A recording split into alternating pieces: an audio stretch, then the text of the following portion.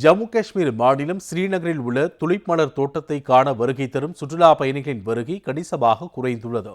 மேற்காசிய போர் பதற்றத்தின் எதிரொலியாக சுற்றுலா பயணிகள் பயணங்களை ரத்து செய்துள்ளனர்.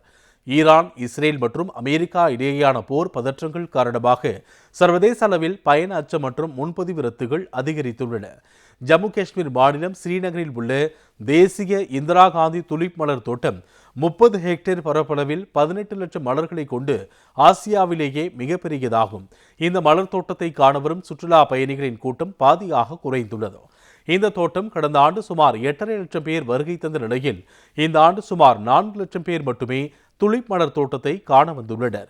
இந்த ஆண்டு சுமார் 1200 வெளிநாட்டு பயணிகள் மட்டுமே வருகை தந்துள்ளதாக பூங்கா நிர்வாகம் அறிவித்துள்ளது. மலர்களும் உதிர தொடங்கியதால் ஏப்ரல் 16ஆம் தேதியுடன் இந்த துலிப் மலர் தோட்டம் பார்வையாளர்களுக்காக மூடப்பட்டது குறிப்பிடத்தக்கது. ஜம்மு காஷ்மீர் மாநிலம் ஸ்ரீநகரில் உள்ள துலிப் மலர் தோட்டத்தை காண வருகை தரும் சுற்றுலா பயணிகளின் வருகை கணிசமாக குறைந்துள்ளது.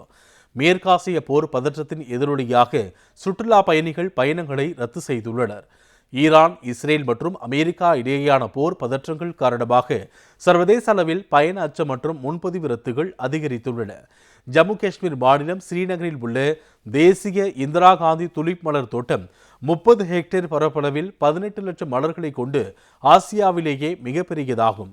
இந்த மலர் தோட்டத்தை காண வரும் சுற்றுலா பயணிகளின் கூட்டம் பாதியாக குறைந்துள்ளது.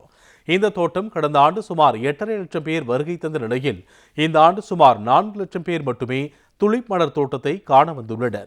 இந்த ஆண்டு சுமார் 1200 வெளிநாட்டு பயணிகள் மட்டுமே வருகை தந்துள்ளதாக பூங்கா நிர்வாகம் அறிவித்துள்ளது.